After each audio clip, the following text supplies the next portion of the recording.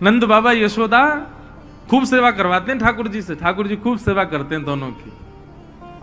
सेवा करके एक कथा प्रसंग ऐसा आता है कि यशोदा मैया की सेवा करते हैं लाल जी, और सेवा करके फिर ठाकुर जी नंद बाबा की सेवा करते हैं, फिर सोने जाते हैं यशोदा मैया के पास, मैया से लिपट के सोते हैं लाला रात में। नंद बाबा की बड़ी इच्छा होवे, बोले लाला मोते लिपट के ना सोवे। एक दिन ठाकुर जी बोले, एक दिन नंद बाबा बोले लाला तू आज मेरे पास सो जा। तो ठाकुर जी मना तो कर नहीं पाए, लेकिन रात्रि में जब सोए तो रात भर सो नहीं पाए। दिन में मैया तो बोले रात भर बाबा की दाढ़ी में इर्झो रहो मैं तो नींद ही नहीं आई। और बाबा की मैया हाथ पांव इतने ज्यादा निष्ठुर है, मैं तो रात भर मेरे दर्द है गो, तुमको को मक्खन लगा दे, मैं तो श्रम है गो रात भर। दूसरे दिन फिर मैया के पास सो गए, तो नंद बाबा को बड़ी पीड़ा होती है, लाला मेरे पास ना सोवे। तो ठाकुर जी ने मन में विचार किया कि कहा करूं बाबा को सुख कैसे मिलेगा, दोनों को सुख देना है, क्योंकि इन दोनों को सुख देवे ही तो मैं आया हूं। तो ठाकुर जी पता क्या करते हैं, रात्रि में सोते समय अपने वस्त्र उतार देते हैं और छोटे से गोपाल जी और नंद बाबा की इतनी बड़ी बड़ी बगलबंदी उनको पहन लेते हैं। उसको बोलते हैं गगदल। सर्दियों के जब श्रृंगार होते हैं ठाकुर जी को तो गगदल धराई जाती है, वो नंद बाबा की होती हैं। उसमें ठाकुर जी के हाथ भी लटक जाते हैं, नीचे तक ऐसी लटकी रहती हैं। तो रात में नंद बाबा के वस्त्रों को पहन करके ठाकुर जी सोते हैं, इस भाव से कि मैं बाबा के गले लग के सो रहा हूं। क्यों? बोले पास जाऊंगा तो दाढ़ी चुभेगी, बाबा के निष्ठुर हाथन तो मुंह को दर्द है जाएगा। तो वस्त्र नंद बाबा के पहनते हैं और लिपट के यशोदा मैया से सोते हैं, दोनों को सुख प्रदान करते हैं। क्योंकि बंधुओं यही उद्देश्य है, मातृ पितृ भक्त बने हम, तब ठाकुर जी हमको स्वीकार करेंगे। जो मातृ पितृ भक्त नहीं है ठाकुर जी उसको स्वीकार नहीं कर सकते। इसलिए आजकल के बालकों को आप उनको जबरदस्ती आप उनको गायत्री, मैं कई घरों में जाता हूं, बच्चे गायत्री मंत्र सुनाते हैं, गायत्री नहीं सिखानी चाहिए। अभी उनको याद कराओ लेकिन बुलवाना नहीं चाहिए। गायत्री के बड़े नियम है। ये नासिक में आप जिन जिन लोगों ने नासिक वाली कथा सुनी, ये हमारी जो वेशभूषा थी वहां पर बिना सिले हुए वस्त्र पहनना, नखों का छेदन नहीं करना आदि, ये सब भी नहीं करना, मौन रहना, त्रिकाल गंगा जी स्नान करना, ये इतने नियम किसके लिए थे? केवल और केवल गायत्री का जप करता था मैं, इसलिए इतने नियमों में रहना पड़ता है गायत्री पढ़ने वाले को, नहीं तो गायत्री उल्टी हो जाती है। गायत्री भैया सामान्य नहीं है, संपूर्ण गायत्री का ही विस्तार है श्रीमद् भागवत। उसको ऐसे ही बोल देते हैं हम लोग, नहीं बोलना चाहिए। बच्चों को आप स्तुतियां आदि ये सब बाद में याद करा देना, सबसे पहले उनको सेवा सिखाओ, अपनी सेवा सिखाओ। सबसे पहले सेवा आनी चाहिए। तो विश्वास भक्ति की पहली धारा, दूसरी संबंध, ठाकुर जी से कोई भी एक संबंध रखो, और तीसरा समर्पण। सूरदास जी महाराज कहते हैं, साधन और नाहिया कली में, जासो होत निवेरा, सूर कहा कहे दुविध आधरा, सूर कहा कहे दुविध आधरा, बिना मोल को चेरो, भरोसो दृढ़ इन चरणन केरो। दुविध आधरो, सूरदास जी कहते हैं मेरी तो दोनों आंख ही नहीं है। सूर कहां कहे दुविध आंधरो, बिना मोल को चेरो। केवल और केवल अपने गुरु के चरणों के प्रति मेरा इतना विश्वास कि मैं दो नेत्र होते ना होते हुए भी ठाकुर जी की लीला का दर्शन करता हूं। सूरदास जी महाराज ने जैसा दर्शन किया वैसा दर्शन हम नेत्र पाने के बाद भी नहीं कर सकते ठाकुर जी का। सूरदास जी का दर्शन देखा कभी? शोभित कर नवनीत लिए, घुटरुन चलत रेनु तन मंडित गो रोचन तिलक किए। सूरदास जी का दर्शन है ये। आज हरि देखे नंगम नंगा, मोतिन माल गले और साजे छवि के उठत तरंगा। आज हरि देखे नंगम नंगा, ये सूरदास जी का दर्शन है। बिना नेत्र के वो ऐसा दर्शन करते हैं ठाकुर जी का। हम नेत्र होने के बाद भी नहीं कर पाते, क्यों? साधन तो है, बाइक तो है आपके पास, लेकिन पेट्रोल नहीं है, कैसे जाओगे? बाइक तो है, गाड़ी तो है, लेकिन डीजल नहीं है उसमें, तो कैसे चलोगे? ऐसे ही भैया, नेत्र तो हैं, कान तो हैं, जीभ तो हैं, हाथ तो है, पैर तो है, 10 इंद्रियां तो हैं, लेकिन विश्वास रूपी, आज की अभी इस उदाहरण के रूप में कहूं तो डीजल नहीं है, विश्वास रूपी, संबंध रूपी और समर्पण रूपी। तो ये सब साधन होने के बाद भी ठाकुर जी दिख नहीं सकते। तो सबसे पहले विश्वास, भरोसा ठाकुर जी के प्रति, और भरोसा ऐसा भैया कि चाहे कितना भी बड़ा पहाड़ गिर जाए, आपका विश्वास नहीं डगमाना चाहिए। इसको कहते हैं अहैतुकी भक्ति। क्या कहते हैं? अहैतुकी भक्ति। चाहे जो हो जाए, आपकी भक्ति ना डगमगाए।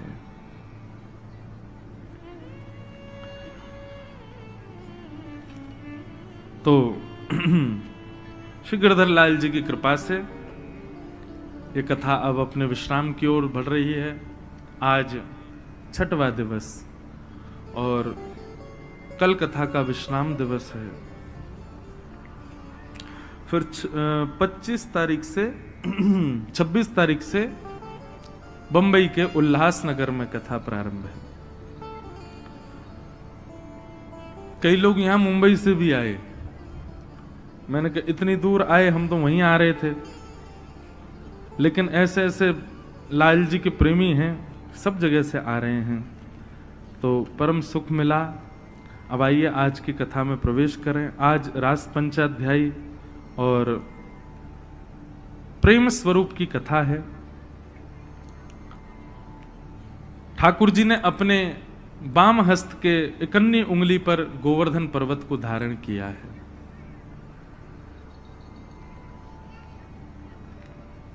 जयदेव महाप्रभु कहते हैं, अभिनव जलधार सुंदर धृतमंदर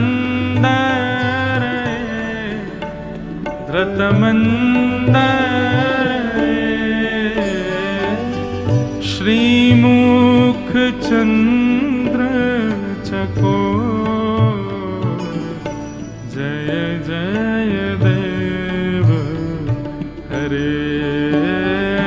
श्रीमुख चंद्र चकोर जय जय देव हरे।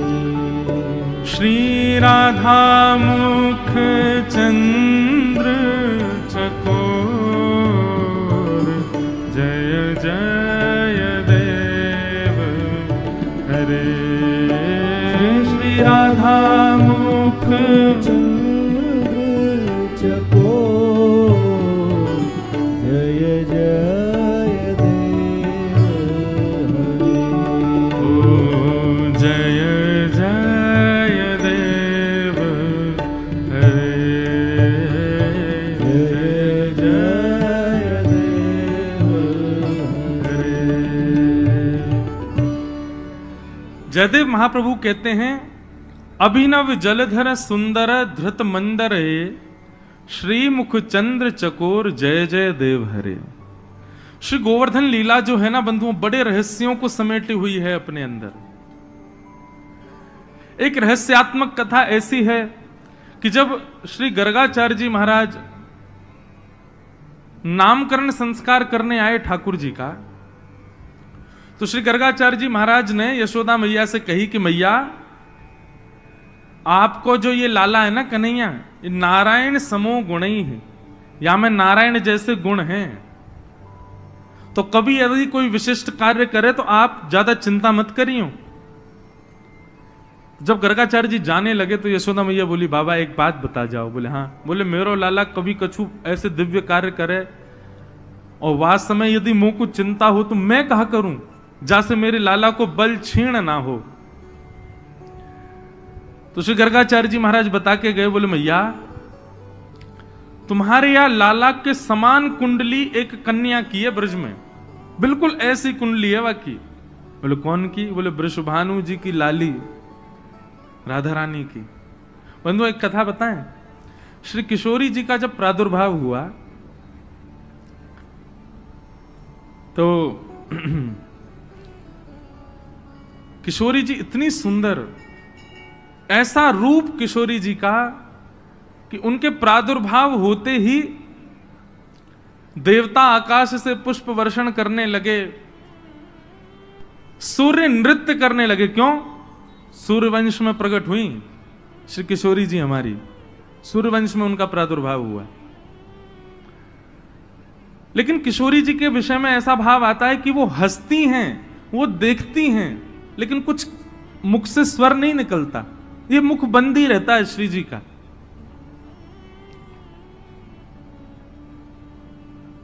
ऐसा वर्णन आता है कि वो प्रसन्न होती हैं, हाथ पांव भी चलाती हैं, पर ना तो कुछ कहती हैं, मतलब ना तो स्वर निकलता, बालक या तो रोता है या कोई स्वर निकलता है, और ना ही वो अपने नेत्र खोलती हैं। ये भी भाव है कि वो नेत्र नहीं खोलती हैं अपने, ऐसे ही रहती हैं। कीर्ति मैया गोद में खिला रही हैं, वृषभानु जी गोद में खिला रहे हैं, सब ब्रजवासी आनंदित है रहे हैं। एक बहुत सुंदर भाव है। हमने कल, हमसे बहुत दिन से बहुत सारे लोग कह रहे, बोले महाराज जी श्री जी का कोई भाव, श्री जी का कोई भाव। मैंने कि श्री जी को भाव ऐसे ही ना आवे, और जब श्री जी आ जाएं तो फिर कोई और आ ही ना पावे। अब आप सुनना चाह रहे हो श्री जी को, और आज होना है रुक्मणी विवाह।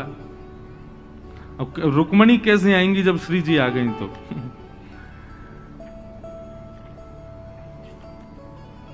तो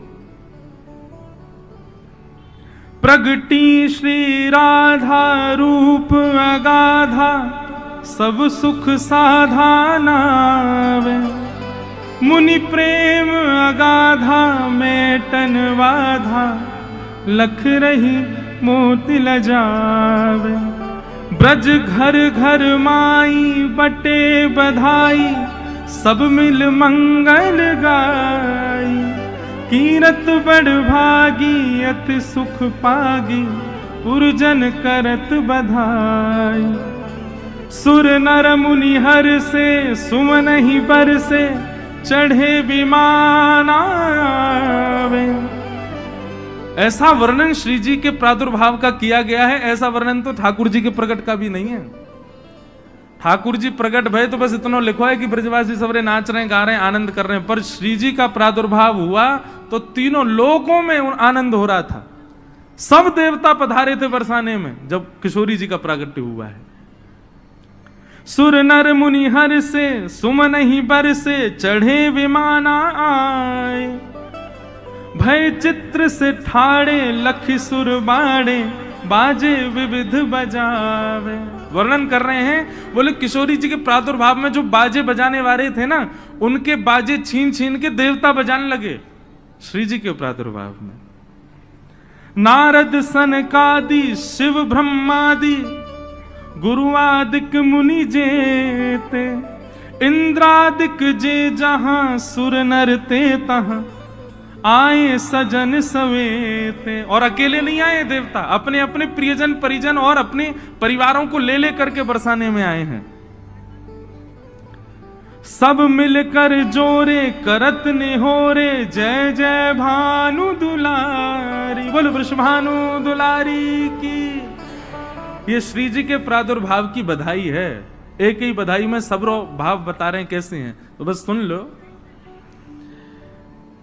सब मिलकर जोरे करत निहोरे, जय जय भानु दुलारी। जय कीरत सुकुमारी, जय हरि प्यारी, जय जय सुखदातारी। जय नित्य किशोरी प्रिय चित चोरी यह विनती सुन लीजिए। वर्णन करते हैं कि जब देवता आ गए बरसाने में और सब नाचने गाने लगे, तो वृषभानु जी के परिवारीजन और बरसाने के जो ब्रजवासी थे उनको जगह ही नहीं मिल रही आगे आने की। सब पीछे से गारी देने लगे देवताओं को, अरे भैया हमारे यहाँ लाली भैया तुम काहे को आ रहे हो यहाँ पे, चलो जाओ अपने अपने घरन को। तो ब्रह्मादि देवता शंकर जी आदि बोले भैया अब बरसाने के लोग हैं, ब्रजवासी हैं, ये कहो तो हम देवता देवता हम सब यहीं बांध देंगे, हमको ये ठाकुर जी को उखल में बांध सकें तो हमको बांध लेंगे, चलो यहाँ पे। तो सब जाते समय किशोरी जी से प्रार्थना कर रहे हैं, बहुत सुंदर भाव। जय नित्य किशोरी प्रिय चित चोरी यह विनती सुन लीजिए। 33 कोटि देवता हाथ जोड़ के प्रार्थना कर रहे हैं। ब्रजवास ही दीजे ब्रज रस पीजे चरण शरण गह लीजे। हे किशोरी जी आप कृपा करके हमको ब्रजवास प्रदान करो, अपने चरणन की सेवा प्रदान करो। कर जोर मनाहूं यह वर पाऊं दंपति यश नित गाऊं। पद कमल सुत तोरा महुमुस मोरा मन नित जहां बसाऊं। एहि भांति सकल सुर स्तुति करके नित नित धाम पधारे। नंदादिक आए अति हर्षाए सब मिल कंठ लगाए। सब ही जन गावे सब ही बजावे सब ही दही ले ले भाजे। जब देवता चले गए उसके बाद ब्रजवासी आए और ब्रजवासीन में किशोरी जी को देखवे सबसे आगे कौन खड़ा होगा बताओ।